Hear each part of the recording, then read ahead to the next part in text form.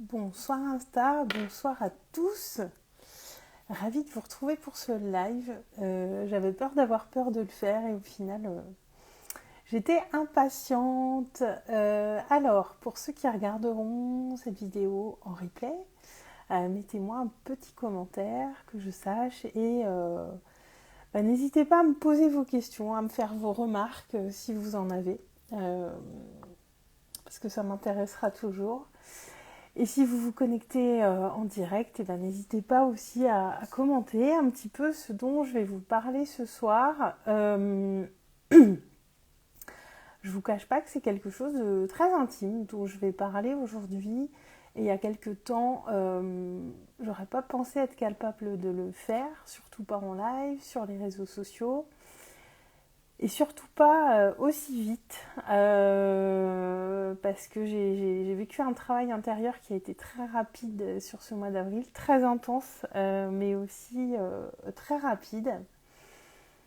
Et je me suis demandé un petit peu, mais pourquoi je ressens le besoin d'en parler sur mes réseaux, de ce qui s'est passé. Alors, peut-être assez égoïstement, il y a une première raison qui fait que je me dis de le partager ici, me permettra d'exorciser encore plus finalement cette douleur que j'avais et me conforter dans le fait que c'est en grande partie guéri, puisque je pense qu'à partir du moment où on arrive à parler de quelque chose sereinement, c'est que c'est guéri, même s'il peut y avoir encore des émotions.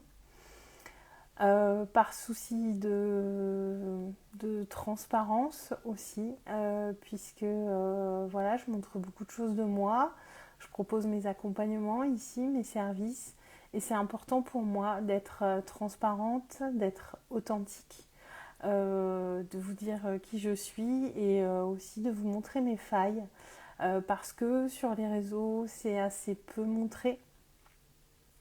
Assez peu abordé. Évidemment, on essaye de montrer que le meilleur, mais c'est important à mon sens aussi, en tout cas pour moi, de vous montrer ce qui a fait de moi en partie la personne que je suis aujourd'hui.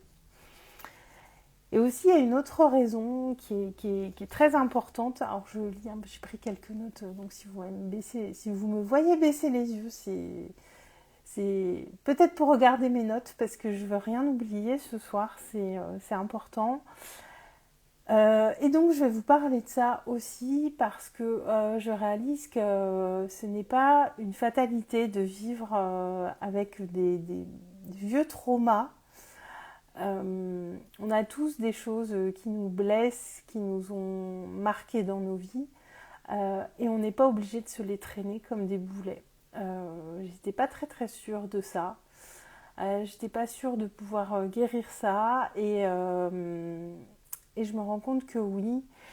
Et voilà, c'est pour vous montrer que quels que soient nos traumas, si on est prêt, si c'est le bon moment et si on a les bonnes personnes sur notre chemin, euh, tout peut cicatriser finalement. Et c'est aussi pour ça que c'est important, à mon sens, de vous en parler ce soir. Donc je vais raconter une partie de ma vie dont je parle extrêmement peu, même aux personnes qui me sont proches, parce que ça a été très douloureux, surtout ces derniers mois. Et avant ça, c'est surtout un mouchoir que j'avais mis là-dessus et un sujet que je ne voulais pas aborder parce que ce qui était très sensible finalement. Euh, j'avais un frère qui est décédé quand j'étais enfant, quand j'avais 3 ans, dans un accident de la route. Donc j'étais toute petite. Et forcément, je ne m'en souviens pas, je n'ai pas de souvenir conscient de lui et de ce que j'ai pu vivre avec lui. Lui avait 12 ans, c'était mon grand frère. Et vu que je ne m'en souvenais pas pendant finalement la majeure partie de ma vie, j'ai occulté cet événement de ma vie. Alors évidemment, il y avait ce trauma familial qui était là. J'ai été témoin de la souffrance de mes parents. j'ai été témoin de finalement tout ce qui... Enfin, c'est surtout par rapport à mes parents, cette souffrance qu'ils avaient en eux et qui était là. Et ça m'a amenée pendant une très grande partie de ma vie à essayer de me comporter comme une petite fille modèle qui fait ce qu'on attend d'elle. Je crois que pendant très longtemps, j'ai pensé que je pouvais être leur infirmière et que j'étais peut-être capable de panser leurs plaies. Et en tout cas, c'est un sujet dont on parle très peu. Je pense qu'il ne... Mes parents ne jugent pas utile d'en parler puisque moi, je ne m'en souviens pas. Il y a encore une charge émotionnelle. Enfin, ils en ont encore une et c'est normal. Et pour moi, c'est quelque chose finalement avec le temps que j'avais occulté. Finalement, je ne m'en souvenais pas, donc j'ai fait un petit peu comme si j'étais pas là, comme si c'était pour moi un non-sujet. Et alors ça me semble assez évident aujourd'hui de me dire ce n'est pas parce que j'étais pas là qu'il n'y a pas une empreinte en moi par rapport à ça, mais en tout cas j'ai raisonné comme ça pendant de nombreuses années en me disant je n'ai pas de souvenir, donc pour moi c'est comme si c'était rien passé et tout ce qui va venir me toucher par rapport à ça c'est la souffrance des autres, de mes parents, de ma sœur. Et pendant très très très longtemps, j'ai mis un mouchoir sur cette douleur que j'avais à l'intérieur de moi, ce décès qui a finalement été extrêmement important dans ma vie et dans la personne que je suis aujourd'hui. Et ça a commencé à revenir à ma conscience quand j'ai fait un burn-out en 2014. C'était une crise de vie, c'était pas nécessairement lié au travail.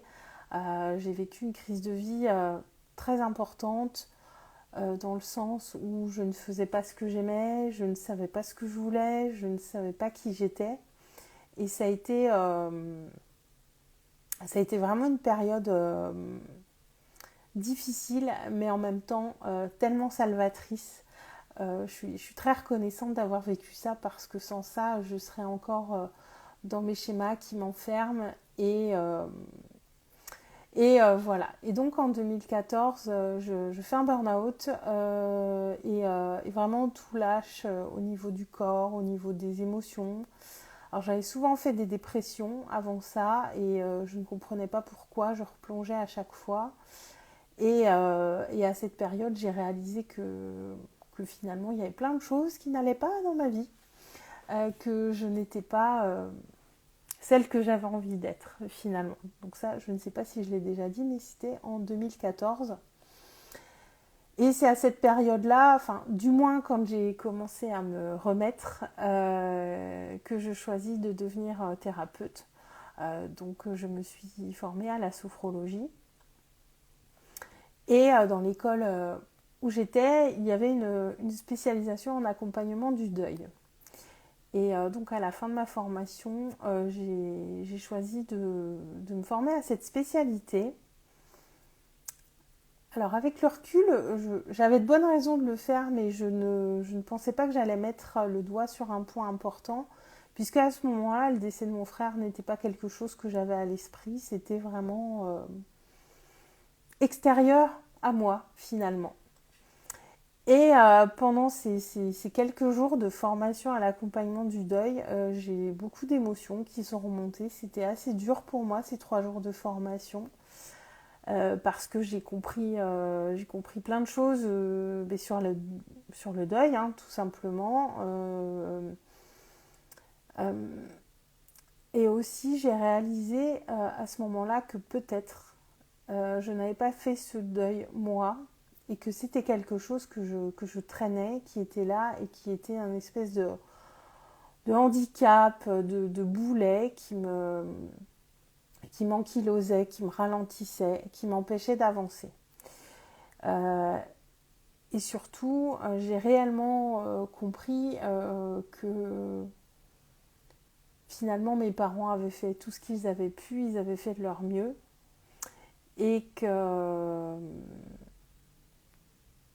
et qu'à leur manière, ils avaient fait le deuil finalement, même si évidemment il y a encore de la tristesse chez eux, de la colère, et c'est bien normal, mais n'empêche qu'à leur manière, ils avaient fait le deuil. Et ça a été vraiment une prise de conscience, cette spécialisation, mais à ce moment-là, j'avais encore très peur d'aller explorer ça. J'avais très peur de ce que ça allait provoquer chez moi, de ce que ça allait déclencher chez moi. Et là, encore une fois, je mets un mouchoir dessus et je choisis de ne pas encore y aller. Mais c'est entré dans un coin de ma tête, dans un coin de ma conscience. Et j'ai compris à ce moment-là qu'à un moment, il faudrait que j'aille explorer ça, en fait. Et c'est ça qui était important à ce moment-là. Et puis, avec tout ce qui se... Donc, je me suis installée en tant que thérapeute, je pratiquais en cabinet, voilà, avec la crise sanitaire et tout ce qui se passe actuellement, je choisis de rendre mon cabinet au printemps 2020. Alors déjà à cause de la crise, mais aussi parce que ça m'arrangeait d'une certaine manière. J'avais du trajet pour y aller. C'était assez loin. Enfin voilà, tout ce qui allait avec la crise sanitaire finalement n'ont été que des arguments pour rendre ce cabinet. C'était une étape que j'avais passée. Et puis bon, à ce moment-là, je déménageais, il se passait plein de choses et du coup, j'ai un peu laissé mon activité de côté pendant quelques mois. Mais quand on aime quelque chose, ça nous rattrape. Et à l'automne 2020, je choisis de développer mon activité en ligne. Alors ça n'a rien à voir avec l'activité en présentiel. Utiliser les réseaux sociaux, tout ça, ça implique pas mal de choses. Et du coup, forcément,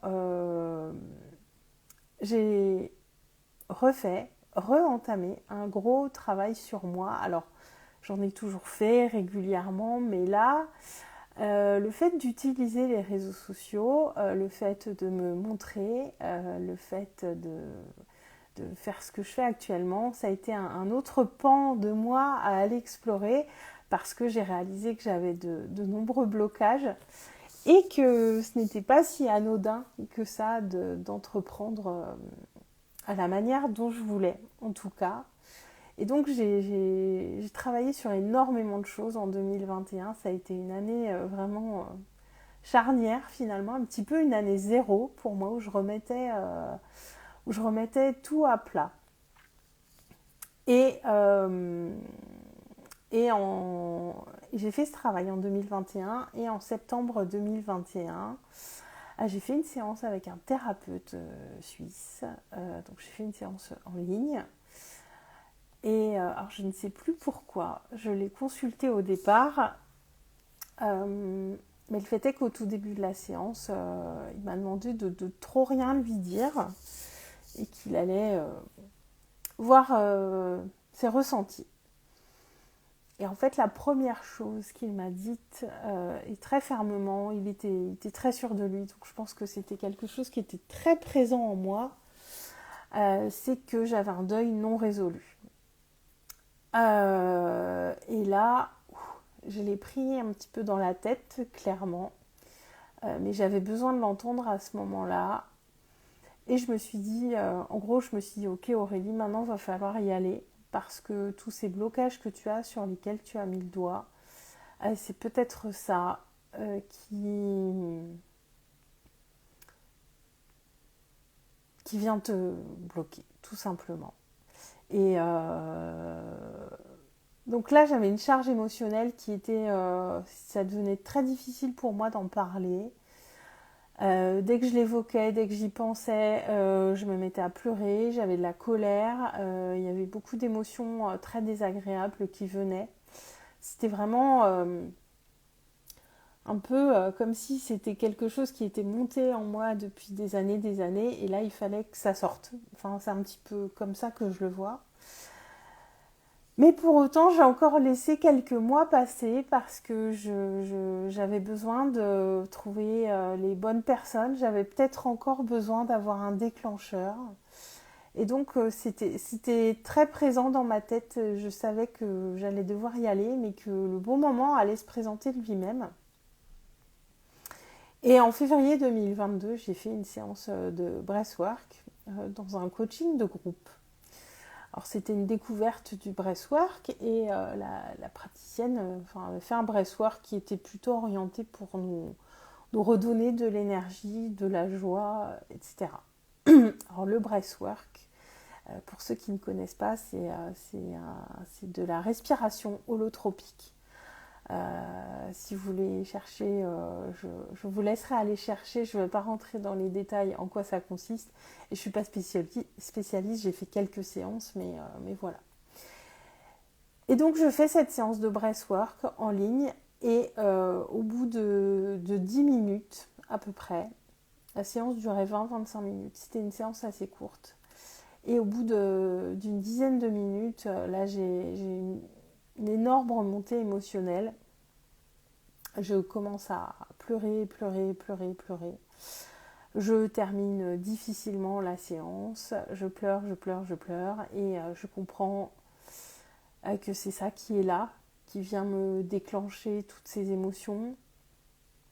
Ce jour-là, j'ai pleuré, je crois, plus de 3 heures de suite. Enfin, je n'arrivais plus à m'arrêter. Je n'ai pas souvenir d'avoir autant pleuré, du moins depuis que je suis plus une enfant en tout cas. Et voilà, je versais des larmes. D'un côté, j'avais mal, mais d'un autre, c'était très très libérateur. Je sentais que c'était libérateur ce qui était en train de se passer. Et que ça y est, c'était le moment que j'étais prête parce que Enfin, j'y pensais quand même beaucoup depuis le mois de septembre. Et aussi, j'avais rencontré un thérapeute pas loin de chez moi, dont j'avais souvent entendu parler, mais que voilà, je l'avais rencontré une fois, mais on ne se connaissait pas beaucoup. Et je l'ai rencontré à peu près à la même période. Et je savais que j'avais besoin d'avoir quelqu'un de solide en face de moi. Et a priori plutôt une figure masculine, pour des raisons assez évidentes. Et donc je suis allée voir ce thérapeute. Il est kinésiologue, il fait de la constellation familiale, il est spécialisé en énéagramme aussi, il fait beaucoup de choses. Et je suis allée le voir pour commencer à aller explorer ça. Alors à ce moment-là, j'avais une charge émotionnelle qui était énorme. Dès que je prononçais le nom de mon frère ou j'abordais le sujet, je fondais en larmes tout de suite. C'était très très lourd. J'étais vraiment pas très bien concrètement. Et donc je suis allée le voir. Cette séance a été difficile. Je vais pas vous mentir, parce que c'est vraiment là que je suis allée déterrer des choses qui étaient en moi et que j'avais pas envie d'aller voir parce que c'était très douloureux finalement. Et donc on a travaillé en constellation familiale. Donc là c'est pareil, je vous laisserai aller chercher, mais en gros j'ai pris des objets qui représentaient mes parents, mon frère, ma soeur. Et on a été explorer ce que j'avais à leur dire, ce que j'en pensais, comment je les positionnais dans ma vie aussi. Et là, voilà, il y a beaucoup de larmes. Cette séance est très dure, elle est très fatigante aussi. Au bout de 3/4 d'heure, j'étais épuisée. Ça m'a vraiment vidée émotionnellement. Et toute l'après-midi qui a suivi, même le lendemain, j'étais franchement pas très en forme, mais j'étais aussi contente d'enfin oser aller voir ça. Et là, il y a quand même j'ai lâché ce jour-là, je pense, un très très gros morceau de cette charge émotionnelle que j'avais depuis quelques mois. Mais bon, j'avais besoin de faire une pause après ça pour intégrer. Et j'avais un petit peu peur d'y retourner aussi parce que voilà, ça avait été un peu dur. Et c'est là que je suis tombée sur Margot, donc c'est Lyra Resonant Living sur Instagram, qui fait de la désensibilisation des traumas. Et, euh, et là, en fait, mais tout arrive toujours au bon moment, hein, finalement, et là, j'ai vraiment pu le constater. Parce qu'en fait, c'est ce moment où j'étais prête, où je suis tombée sur les bonnes personnes pour faire ce dont j'avais besoin au bon moment.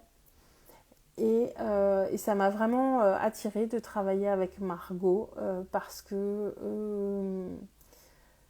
je voulais avancer en fait sur ce sujet. Et donc j'ai fait 3 séances avec Margot en désensibilisation des traumas. Et donc alors on parle très très peu pendant les séances et c'est beaucoup des mouvements avec les yeux. Et là, en fait, ça a été très très beau le travail que j'ai fait avec elle, puisqu'il y a des images qui sont venues à moi.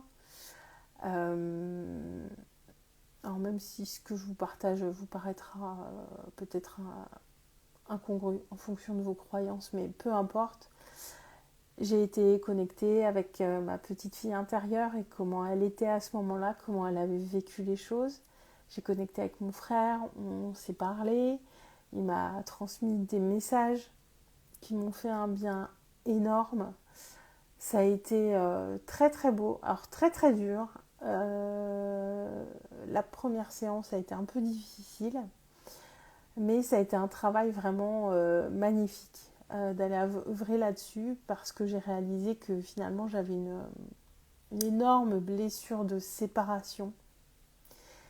Et ce travail de désensibilisation m'a fait comprendre que je n'avais pas à me sentir séparée puisque on est tous liés les uns aux autres et tout particulièrement dans le cas présent, je suis liée à mon frère et il est toujours là avec moi.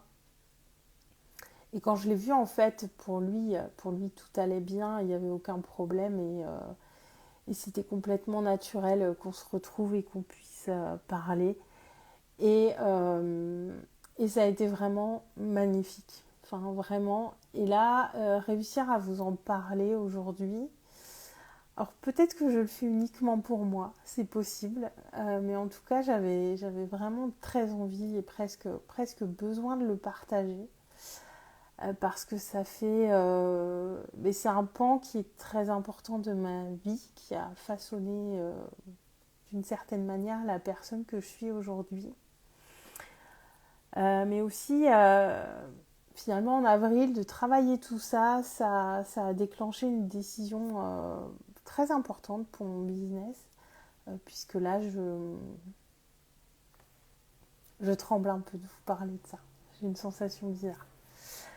Et j'ai pris une décision importante pour mon business et je pense que sans avoir travaillé tout ça, j'aurais pas été capable de prendre cette décision puisque ça m'a mis dans une dynamique d'ouverture à moi, d'ouverture à celle que je peux être, d'ouverture à tout ce que je suis capable d'accomplir. Et j'ai un sentiment de sécurité intérieure que je ne crois pas avoir déjà ressenti, en fait. J'arrive à en parler sereinement et même je me sens très heureuse, là, très joyeuse de pouvoir vous le dire. Et à l'intérieur, ça m'a ouvert à des choses vraiment super belles. Enfin, il y a une sécurité intérieure et une ouverture qui se sont mises en place. Et tout ça pour vous dire que même si on a des traumas qui sont anciens, qu'on a l'impression qu'on n'arrivera pas à s'en débarrasser, que c'est comme ça, même si on se dit que ça fait partie de nous, on peut aller apaiser. On peut aller apaiser, c'est possible. Et ça n'a pas besoin d'être dur forcément, ça n'a pas besoin d'être long. Alors évidemment, ça dépend. Moi aussi, il y avait beaucoup de temps qui s'était passé. Et tout est arrivé au moment où j'étais prête. Mais le fait est que quand on est prêt, quand c'est le bon moment pour nous de le faire, Ça n'a pas besoin d'être long, ça n'a pas besoin d'être difficile, ça n'a pas besoin d'être dur, de se faire dans la force. Enfin là, je suis vraiment convaincue de ça. Et c'est vraiment ce message-là que je voulais vous passer ce soir. On n'a pas d'obligation à se traîner ces choses qui nous font souffrir parfois depuis plusieurs décennies. Parce que moi, ça fait plus de 35 ans quand même. J'étais clairement sur un deuil qui était... Il y avait un déni sur ce deuil que je ne voulais pas faire. Mais ça a été vraiment un acte d'amour envers moi de faire ça. Je ressens beaucoup de gratitude. Je suis très très très heureuse de l'avoir fait. Et ça a été peut-être ça finalement, cette décision qui m'a mis dans cette dynamique d'ouverture de me dire voilà, je m'offre ça. Et qu'est-ce que ça fait du bien, vraiment. Et voilà, je suis heureuse de vous avoir partagé ça. Je ne sais pas si honnêtement, là j'avais besoin de faire ce live aujourd'hui, de vous parler de tout ça. Je ne sais pas si je le laisserai ou si je le laisserai pas, parce que là c'est quand même super intime. Je vous en parle, je pense avec assez de détachement. Mais c'est quand même extrêmement intime et il n'y a rien qu'un mois, si on m'avait dit tu en parleras en live sur tes réseaux, je pense que je l'aurais pas cru parce que je me serais dit mais non, aussi vite, c'est pas possible. Et en fait si. Et j'en parle surtout avec des émotions très belles, très légères. Il y a quelque chose qui s'est apaisé en moi. Et voilà, quand vous sentez que vous avez quelque chose à aller explorer sur vous, moi, en fait, j'ai tout simplement posé l'intention de trouver les bonnes personnes sur mon chemin pour qu'elles puissent m'aider. Et c'est aussi être prêt, soit à l'intérieur. Et voilà, tout simplement. Poser l'intention de trouver les bonnes personnes. Elles arriveront sur votre chemin. Si c'est le bon moment pour vous, tout va se mettre en place parfaitement. Ayez confiance en ça parce que moi, ça a été très très long. Mais au final, c'est maintenant que j'étais prête et tout s'est fait parfaitement avec les bonnes personnes. Et même si ça a été dur, finalement, tout ça ça s'est fait dans la fluidité. Je ne veux pas dire dans la légèreté parce que par moments c'était très très lourd, mais dans la fluidité, ça c'est certain. Et c'est ça, ce message-là que je voulais vous parler ce soir. Alors j'ai aussi sans doute fait ce live pour moi. C'est une espèce de catharsis, je pense. Mais n'empêche que je me dis que ça peut être utile à quelqu'un qui l'a regardé ce soir ou qui le regardera. Et si vous avez envie qu'on échange sur le sujet, n'hésitez pas à commenter ou à m'envoyer un message privé. Merci à ceux qui m'ont regardé ce soir et à ceux qui me regarderont en replay. Je vous souhaite une très très bonne soirée et je vous dis à très bientôt. Ciao.